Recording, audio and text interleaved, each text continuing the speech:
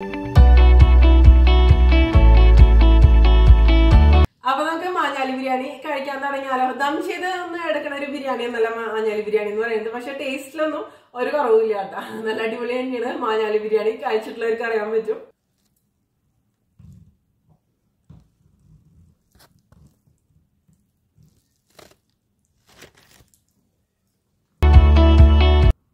Hi, എല്ലാവർക്കും നിമിഷാസ് കിച്ചണിലേക്ക് സ്വാഗതം.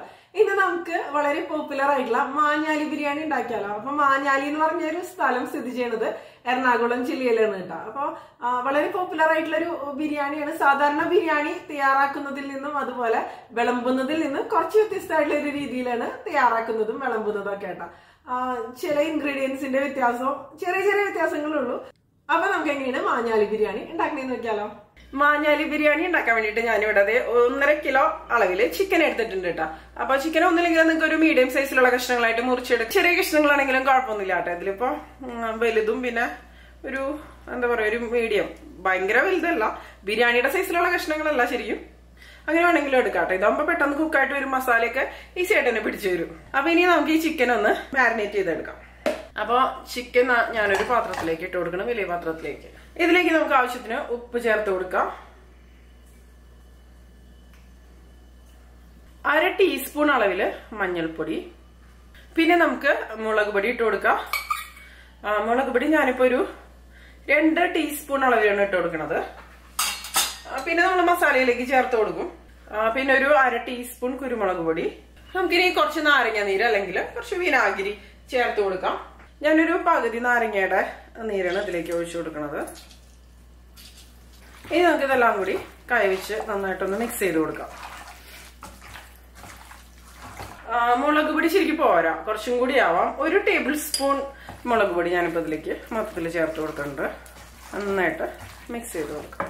ഇനി ഇത് നമുക്കൊരു അരമണിക്കൂർ ഇതുപോലെ അടച്ചു വെച്ച് മാറ്റി വയ്ക്കുക. കൂടുതൽ നേരം വേണമെന്നുണ്ടെങ്കിൽ നമുക്ക് മാരിനേറ്റ് ചെയ്ത് വെക്കാം കേട്ടോ.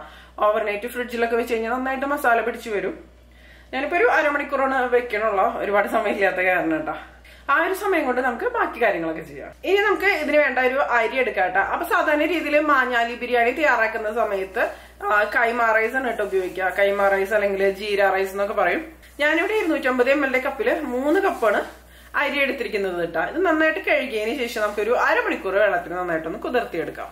അപ്പൊ അരി അവിടെ ഇരുന്ന് കുതിർന്ന് വരട്ടെ. ആ ഒരു സമയത്ത് നമുക്ക് കാഷ്നട്ട്, കിസ്മിസ്, സവാള അങ്ങനത്തെ കാര്യങ്ങളൊക്കെ ഒന്ന് വറുത്തെടുക്കാം. അപ്പൊ ഒരു പാനിലേക്ക് ഇത് വറക്കാൻ ആവശ്യത്തിന് എണ്ണ ഒഴിച്ചെടുക്കാം. ഒന്നില്ലെങ്കിൽ നിങ്ങൾക്ക് വെജിറ്റബിൾ ഓയിൽ ഉപയോഗിക്കാം, അല്ലെങ്കിൽ വെളിച്ചെണ്ണ ആണെങ്കിലും ഉപയോഗിക്കാം കേട്ടോ. കുഴപ്പമൊന്നുമില്ല ഏതാണെങ്കിലും. എണ്ണ നന്നായിട്ട് ചൂടായിട്ട് ഇതിലേക്ക് നമുക്ക് കാഷ്നട്ട് ഇട്ട് കൊടുക്കാം. അപ്പൊ കാഷ്നട്ടും കിസ്മിസും ചേർക്കണം നിർബന്ധമില്ല, പക്ഷെ ചേർത്ത് കൊടുത്തു കഴിഞ്ഞാൽ ഒന്നുകൂടി നല്ലതായിരിക്കും മാത്രം.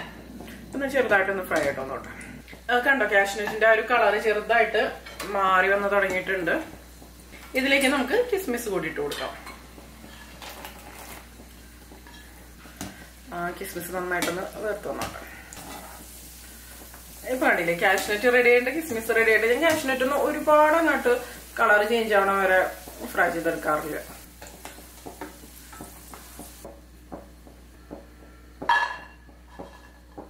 ഇനി ഇതിലേക്ക് തന്നെ നമുക്കൊരു 2 സവാള നീളത്തിൽ കനം കുറച്ച് മുറിച്ചതിട്ടിട്ടൊന്ന് ഫ്രൈ ചെയ്തെടുക്കാം.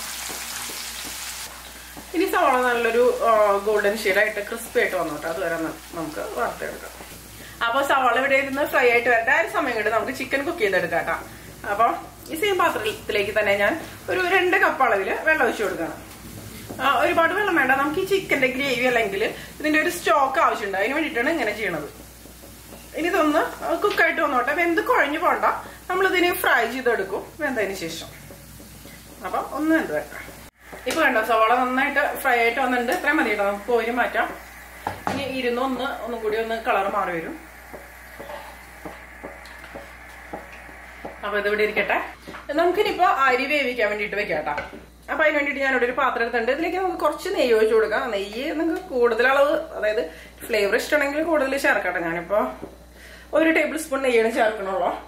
പിന്നെ ഇതിലേക്ക് ഞാൻ കുറച്ച് ഓയിൽ ഒഴിച്ചു കൊടുക്കുന്നുണ്ട്. ഇതിപ്പോ നമ്മൾ നേരത്തെ സവാള വറുത്തെടുത്ത ഒരു എണ്ണയുണ്ടല്ലോ, അതാണ് കേട്ടോ. 2 ടേബിൾ സ്പൂൺ ഓയില്. ഇതൊന്ന് നന്നായിട്ടൊന്ന് ചൂടായിട്ട് വന്നോട്ടോ. ശരിക്കും കുറച്ചും കൂടിയും എണ്ണ നെയ്യൊക്കെ ഉപയോഗിച്ചിട്ട് നിങ്ങൾക്ക് ഉണ്ടാക്കാവുന്നതുള്ളൂ കേട്ടോ. എനിക്കിപ്പോ ഒരുപാട് ഓയിലായിട്ട് അത്രയ്ക്ക് താല്പര്യമില്ല, അത് കാരണമാണ്. ഇനി ഇത് ചൂടായിട്ട് വരുമ്പോ ഇതിലേക്ക് ഒരു 3 ബേ ലീഫ് ഇട്ട് കൊടുക്കാം. പിന്നെ ഒരു 6 ഏലക്കായ, ഒരു 7 ഗ്രാമ്പു, പിന്നെ ഒരു വലിയ കഷ്ണം കറുകപ്പട്ട കേട്ടോ. ഇതൊന്ന് പൊട്ടിച്ചിട്ട് കൊടുക്കാം. ഇതിന്റെ ഫ്ലേവേഴ്സ് എല്ലാം ഈ ഒരു എണ്ണയിലേക്ക് വന്നോട്ടെ. ഇത് മതി കേട്ടോ. ഇനിയാണ് നമുക്ക് ഇതിലേക്ക് വെള്ളം ഒഴിച്ചു കൊടുക്കേണ്ടത്. അപ്പൊ 3 കപ്പ് അരിയാണ് ഞാൻ എടുത്തിരുന്നത്. 1 കപ്പ് അരിക്ക് 1.5 കപ്പ് വെള്ളം, ആ ഒരു അളവിലാണ് നമ്മൾ ഒഴിച്ചു കൊടുക്കേണ്ടത്. അപ്പൊ 3 കപ്പ് അരിക്ക് 4.5 കപ്പ് അളവില് വെള്ളം ഉണ്ടോ. ഏത് കപ്പിലാണ് നമ്മൾ അരി അളന്നെടുത്തത് ആ സെയിം കപ്പിൽ തന്നെ വെള്ളം അളന്നിട്ട് ഒഴിച്ചു കൊടുക്കാം.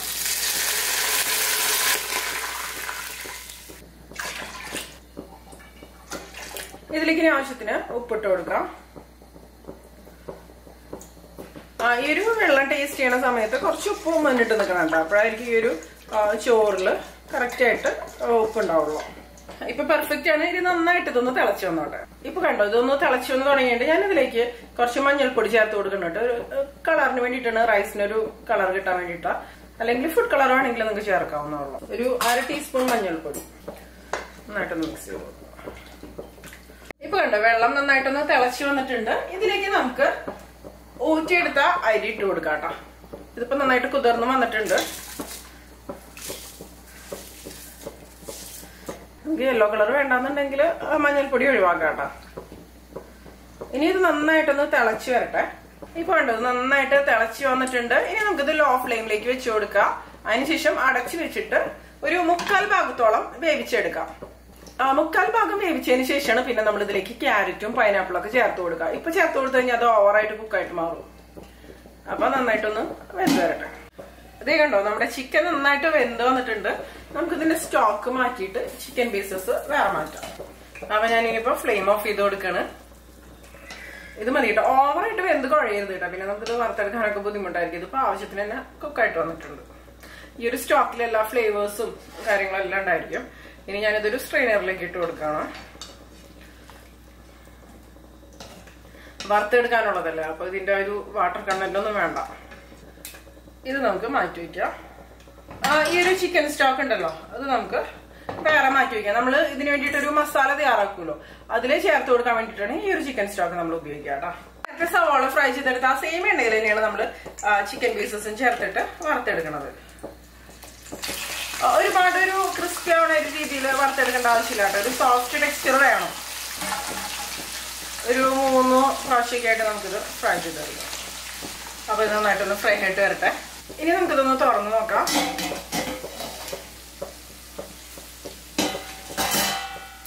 ഒന്ന് ഇളക്കി കൊടുക്കാം.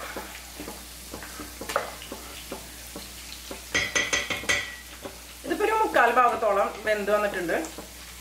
ഇതിലേക്ക് നമുക്കൊരു 1/2 കപ്പോളം ക്യാരറ്റ് ഗ്രേറ്റ് ചെയ്ത് ഇട്ട് കൊടുക്കാം കേട്ടോ. ഞാനിപ്പോ ഒരു മീഡിയം സൈസിലുള്ള ക്യാരറ്റ് ഗ്രേറ്റ് ചെയ്ത് എടുത്തതാണ്. വലിയ കഷ്ണങ്ങളായിട്ട് ഗ്രേറ്റ് ചെയ്തതാണ് കേട്ടോ. അല്ലെങ്കിൽ തിന്നായിട്ട് മുറിച്ച് എടുത്താലും മതിയാവും. അപ്പൊ നമ്മൾ മഞ്ഞൾപ്പൊടി ചേർത്ത് കൊടുത്തില്ലെങ്കിലും ഈ ക്യാരറ്റും പൈനാപ്പിളൊക്കെ ചേർത്ത് കൊടുക്കുന്ന സമയത്ത് റൈസിനൊരു ചെറിയൊരു യെല്ലോയിഷ് കളർ ഉണ്ടായിരിക്കും. പിന്നെ കുറച്ച് പൈനാപ്പിളാണ് ചേർത്ത് കൊടുക്കുന്നത്. പൈനാപ്പിൾ ഒരു 3/4 കപ്പോളം അളവിലാണ് ഇട്ട് കൊടുക്കുന്നത്. ഇതും നല്ല ചെറുതായിട്ട് മുറിച്ച് തന്നെ ഇട്ട് കൊടുക്കാം കേട്ടോ. അതിനുശേഷം നന്നായിട്ട് ഇതുപോലെ മിക്സ് ചെയ്ത് കൊടുക്കാം. റൈസ് നല്ല കളർഫുൾ ആയിട്ട് മാറും ഇതുപോലെ നമ്മൾ ചേർത്ത് കൊടുക്കുന്ന സമയത്ത്. അതുപോലെ നല്ലൊരു ഫ്ലേവറും വരും, പൈനാപ്പിളിന്റെ ഒക്കെ ഒരു ഫ്ലേവർ. ഇനി ഇതിപ്പോ ഇവിടെ ഇരുന്ന് നന്നായിട്ട് നിന്ന് വെന്ത് വരട്ടെ. ലോ ഫ്ലെയിമിൽ വെച്ച് കൊടുക്കാം. ഇതിപ്പോ ഉണ്ടോ, ഞാൻ തിരിച്ചിട്ട് കൊടുത്തിട്ടുണ്ട്. ഇത് കറക്റ്റ് ആയിട്ടൊന്ന് ഫ്രൈ ആയിട്ട് വന്നിട്ടുണ്ട് കേട്ടോ. നമുക്ക് കോരി മാറ്റാം. ശരിക്കും ഫ്രൈ ചെയ്തെടുക്കുന്ന സമയത്തല്ലേ ബിരിയാണിയൊക്കെ കൂടുതൽ ടേസ്റ്റി ആയിട്ട് മാറാം. ഇത് നമുക്കൊരു പ്ലേറ്റിലേക്ക് ഇട്ട് കൊടുക്കാം. ഇതുപോലെ തന്നെ നമുക്ക് എല്ലാം ഫ്രൈ ചെയ്തെടുക്കാം. നമ്മുടെ റൈസ് കുക്കായിട്ട് വന്നിട്ടുണ്ടോ എന്ന് നമുക്ക് നോക്കാം. തുറന്ന് നോക്കാം. കണ്ടോ, റൈസ് നല്ല പെർഫെക്റ്റ് ആയിട്ട് വെന്ത് വന്നിട്ടുണ്ട്. ഇനി അടച്ചു വെച്ച് കഴിഞ്ഞാൽ ഒന്നും കൂടി ഒന്ന് കുക്കായിട്ട് വന്നോളൂ കേട്ടോ. ഇതുപോലെ തന്നെ അടച്ചു വെച്ചാൽ മതിയോ. ഇപ്പൊ എങ്ങനെയും നിങ്ങൾ റൈസ് കുക്ക് ചെയ്യുന്ന സമയത്ത് വെന്തിട്ടില്ലാന്ന് വിചാരിക്കും, കുറച്ച് ചൂടുവെള്ളത്തിലേക്ക് ഒഴിച്ചു കൊടുത്താൽ മതി.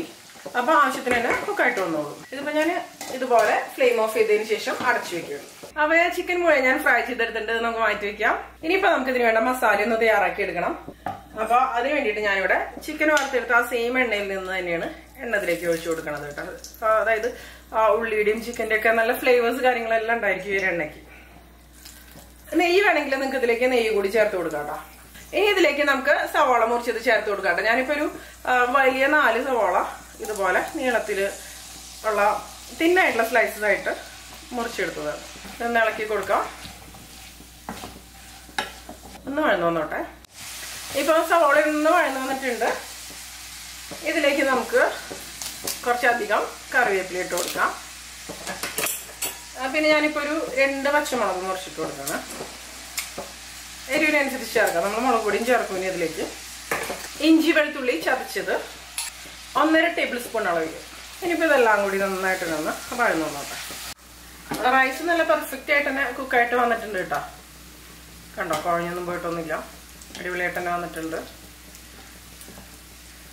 അപ്പോൾ ഇതോടെ ഇരിക്കട്ടെ. ഇപ്പൊ കണ്ടോ, സവാള നന്നായിട്ട് വഴന്നു വന്നിട്ടുണ്ട്. ഇത് മതി. ഇനി നമുക്കിതിലേക്ക് പൊടികളൊക്കെ ചേർത്ത് കൊടുക്കാം. 1/2 ടീസ്പൂൺ മഞ്ഞൾപ്പൊടി, പിന്നെ മല്ലിപ്പൊടി നമുക്കിതിലേക്ക് ഒരു 3/4 ടേബിൾ സ്പൂൺ ചേർത്ത് കൊടുക്കാം. ഒരുപാട് വേണ്ട. 1 ടേബിൾ സ്പൂൺ അളവില് മുളക് പൊടി, പിന്നെ ഒരു 1/4 ടീസ്പൂൺ കുരുമുളക് പൊടി, 1 ടീസ്പൂൺ ഗരം മസാല. എല്ലാം കൂടി നന്നായിട്ടൊന്ന് മിക്സ് ചെയ്ത് കൊടുക്കാം. ഇതിന്റെ എല്ലാം പച്ചമണം നന്നായിട്ടൊന്ന് മാറി വന്നോട്ടെ.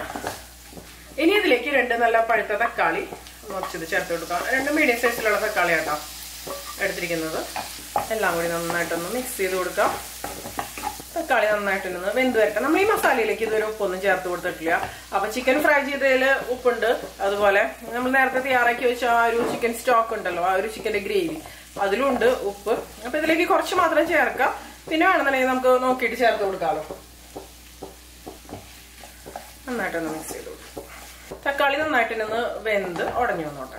പിന്നെ നമ്മുടെ ഈ ഒരു റൈസ് ഉണ്ടല്ലോ, ഇതിലേക്ക് നമുക്ക് നമ്മൾ ഫ്രൈ ചെയ്തെടുത്ത കാഷ്നട്ട്, കിസ്മിസ്, മല്ലിയില, പുതിനയില, സവാള ഫ്രൈ ചെയ്തത്, അതായത് പിസ്ത ഒക്കെ ചേർക്കാം. അപ്പൊ സവാള ഫ്രൈ ചെയ്ത് ഇട്ട് കൊടുക്കാം. പക്ഷെ ഇതിൽ ഇങ്ങനെ ചേർത്ത് കൊടുക്കുമ്പോൾ നല്ലൊരു ഫ്ലേവർ കിട്ടും. അതിന് വേണ്ടിയിട്ടാണ് ഇങ്ങനെ ഇട്ട് കൊടുക്കുന്നത് കേട്ടോ. ഞാൻ കുറച്ച് മല്ലിയില ഇട്ട് കൊടുക്കണം. അതുപോലെ ഇത്തിരി പുതിനയില കൂടി. നമ്മൾ ഈ ഒരു ബിരിയാണി ദം ചെയ്തൊന്നും എടുക്കില്ലല്ലോ, അത് തന്നെയാണ് ഇതുപോലെ ചേർത്തിട്ട് ചൂടോടുകൂടി ഇതൊക്കെ ഇട്ടിട്ട് അടച്ചു വെച്ചാൽ മതി. അപ്പൊ ഫ്ലേവേഴ്സ് ഒക്കെ ഈ ഒരു റൈസിലേക്ക് നന്നായിട്ട് തന്നെ വന്നോളൂ. മിക്സ് ചെയ്ത് കൊടുക്കുന്നു. ഇപ്പൊ ഉണ്ടോ, തക്കാളിയൊക്കെ നന്നായിട്ട് വഴന്നു വന്നിട്ടുണ്ട്. ഇത് മതി. ഇനി ഇതിലേക്ക് നമ്മൾ നേരത്തെ മാറ്റി വെച്ച ഒരു ചിക്കൻ സ്റ്റോക്ക് ഉണ്ടല്ലോ, അത് ഒഴിച്ചു കൊടുക്കാം. നന്നായിട്ടൊന്ന് തിളച്ചു വന്നോട്ടെ. നമുക്ക് നല്ല തിക്കായിട്ടുള്ള ഗ്രേവി ആയിട്ടുള്ള ഒരു കറി ആയിട്ടാണ് ഇത് വേണ്ടത്. അല്ലെങ്കിൽ ഇപ്പൊ വെള്ളം ഒഴിച്ചു കൊടുക്കേണ്ട ആവശ്യമൊന്നുമില്ല. ആവശ്യത്തിന് തന്നെ ചിക്കൻ സ്റ്റോക്ക് ഉണ്ട്. ഇതിൽ കിടന്ന് കുറച്ച് സമയം ആ ചിക്കൻ പീസസ് ഒക്കെ നന്നായിട്ട് കുക്കായിട്ട് വരണം. അപ്പോഴായിരിക്കും ഫ്ലേവേഴ്സ് ഒക്കെ നന്നായിട്ട് വരിക. അതുപോലെ ചിക്കൻ പീസസ് ഒക്കെ ഒന്ന് സോഫ്റ്റ് ആയി മസാലയൊക്കെ നന്നായിട്ട് പിടിച്ചു വരും. നന്നായിട്ടൊന്ന് തിളച്ചു വരട്ടെ. ഇനി ഒന്ന് തുറന്നു നോക്കാം. ഗ്രേവി കണ്ടോ, നന്നായിട്ട് തിളച്ചു വന്നിട്ടുണ്ട്. ഇതിലേക്ക് നമുക്ക് ഫ്രൈ ചെയ്ത ചിക്കൻ പീസസ് ഇട്ട് കൊടുക്കാം.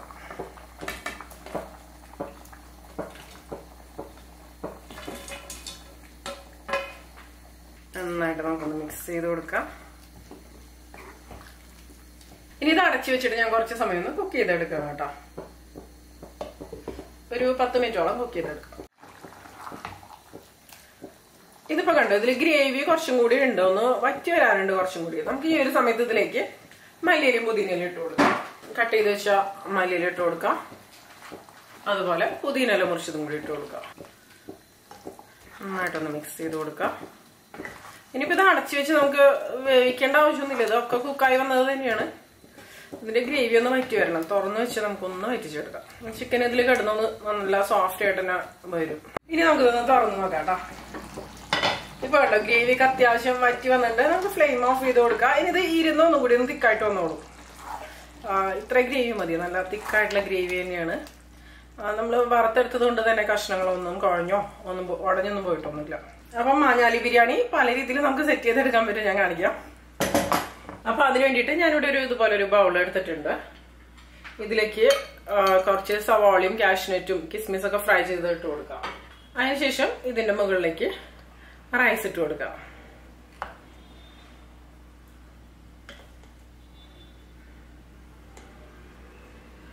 ഇട്ട് കൊടുത്തതിന് ശേഷം ഇതുപോലെ ഒന്ന് പ്രസ് ചെയ്ത് കൊടുക്കാം. ഇനി ഇതൊന്ന് നമുക്ക് അൺമോൾഡ് ചെയ്തെടുക്കാം. ഇതുപോലെ വെച്ചിട്ട് കണ്ടില്ലേ, നല്ല പെർഫെക്റ്റ് ആയിട്ടുള്ള മാഞ്ഞാലി ബിരിയാണി റെഡി. ഇതിന്റെ മുകളിൽ വേണമെന്നുണ്ടെങ്കിൽ മല്ലിയിലും പുതിനയിലൊക്കെ ഇട്ട് കൊടുക്കാം. ഞാനൊന്ന് കളർഫുൾ ആക്കാൻ വേണ്ടിയിട്ട് കുറച്ച് മല്ലിയില പുതിനയിലൊക്കെ ഇട്ട് കൊടുത്തിട്ടുണ്ട് കേട്ടോ ഇതിന്റെ മുകളിൽ. ഇനി ഈ ഒരു ബിരിയാണിയുടെ ഒരു ഭാഗത്താണ് നമ്മൾ കറി ഇട്ട് കൊടുക്കുക കേട്ടോ. മാഞ്ഞാലി ബിരിയാണി ഒരിക്കലും ദം ചെയ്തിട്ടല്ല നമ്മൾ തയ്യാറാക്കിയെടുക്കുക. അപ്പൊ അതേ കുറച്ച് ഗ്രേവിയോട് കൂടി കറി ഇതിന്റെ ഈ ഒരു വശത്ത് ഒഴിച്ചു കൊടുക്കാം.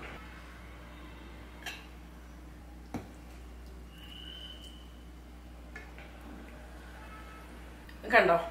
ഇനി റായത്ത വെച്ച് കൊടുക്കാൻ വേണമെന്നുണ്ടെങ്കിൽ ഞാൻ റായത്ത ഉണ്ടാക്കിയിട്ടുണ്ട്. കുറച്ച് റായത്ത നമുക്ക് ഇവിടെ വെച്ച് കൊടുക്കാം. പിന്നെ വേണമെങ്കിൽ നമുക്ക് കുറച്ച് നാരങ്ങച്ചാറ് ഇട്ട് കൊടുക്കാം കേട്ടോ. അച്ചാറൊന്നും വേണമെന്നൊരു നിർബന്ധമില്ല, അല്ലെങ്കിൽ തന്നെ അടിപൊളി തന്നെയാണ്. ഇതൊരു രീതി. വേറെ രീതി ഞാൻ കാണിക്കാം. ഇനിയിപ്പോ അടുത്ത രീതി നമുക്ക് നോക്കാം.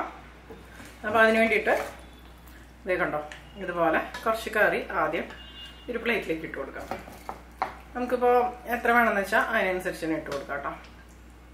എന്നിട്ട് അതിന്റെ മുകളിലേക്ക് ഒരു റൈസ് ഇട്ട് കൊടുക്കാം. അതായത് ഈ കറി കാണാത്ത ഒരു രീതിയിൽ റൈസ് ഇട്ട് കൊടുക്കാം. ഈ ബേ ലീഫൊക്കെ നമുക്ക് എടുത്ത് മാറ്റാം. ഇതേ കണ്ടോ, ഈ ഒരു രീതിയിൽ അതിനുശേഷം ഇതുപോലെ ഒന്ന് ഒതുക്കി വെച്ച് കൊടുക്കാം. അല്ലെങ്കിൽ പിന്നെ നിങ്ങൾക്ക് ആദ്യം റൈസ് ഇടാൻ അതിന്റെ മുകളിൽ കറി ഒഴിക്കാം. അങ്ങനെ വേണമെങ്കിൽ അങ്ങനെ ചെയ്യാവുന്നതുള്ളൂ കേട്ടോ. ഇതിന്റെ മുകളിൽ നമുക്ക് കുറച്ച് ഫ്രൈ ചെയ്ത ഐറ്റംസ് ഒക്കെ ഉണ്ടല്ലോ, കിസ്മിസ്, കാഷ്നട്ട്, അതുപോലെ സവാള, അതെല്ലാം ഇട്ട് കൊടുക്കാം. കുറച്ച് മല്ലിയിലും പുതിനയിലും ഇട്ട് കൊടുക്കാം. പിന്നെ റായത്ത ഒഴിച്ചു കൊടുക്കാം. അപ്പൊ അതായത് നമ്മുടെ അടുത്ത രീതിയിൽ മാഞ്ഞാലി ബിരിയാണി റെഡി ആയിട്ടുണ്ട്. അപ്പൊ എങ്ങനെ വേണമെന്ന് വെച്ചാൽ നമുക്ക് തയ്യാറാക്കി എടുക്കാവുന്നതുള്ളൂ. അപ്പൊ നമുക്ക് മാഞ്ഞാലി ബിരിയാണി കഴിക്കാൻ തുടങ്ങിയാലോ? ദം ചെയ്ത് ഒന്ന് എടുക്കണ ഒരു ബിരിയാണി എന്നല്ല മാഞ്ഞാലി ബിരിയാണി എന്ന് പറയുന്നത്. പക്ഷെ ടേസ്റ്റിലൊന്നും ഒരു കുറവില്ല കേട്ടോ. നല്ല അടിപൊളി തന്നെയാണ് മാഞ്ഞാലി ബിരിയാണി. കഴിച്ചിട്ടുള്ളവർക്ക് അറിയാൻ പറ്റും. നമുക്ക് ടേസ്റ്റ് ചെയ്ത് നോക്കാം. അപ്പൊ ആദ്യം നമുക്ക് റൈസ് തന്നെ ഒന്ന് ടേസ്റ്റ് ചെയ്ത് നോക്കാം.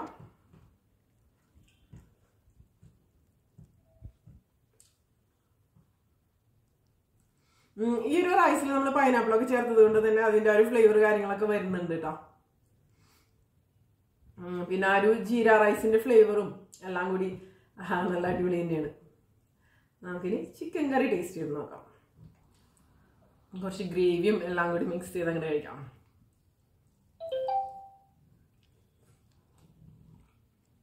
ശരിക്കും അടിപൊളി തന്നെയാണ് കേട്ടോ. നിങ്ങൾ ഉണ്ടാക്കി നോക്ക്.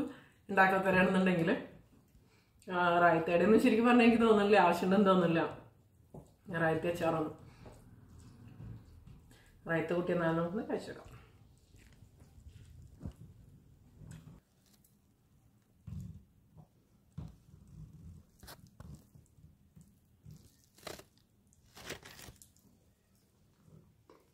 അപ്പൊ എല്ലാവരും മാഞ്ഞാലി ചിക്കൻ ബിരിയാണി ഉണ്ടാക്കി നോക്കുക. അതിനുശേഷം നിങ്ങളുടെ അഭിപ്രായങ്ങളൊക്കെ പറയാം. എന്തായാലും ഇഷ്ടമാവും കേട്ടോ.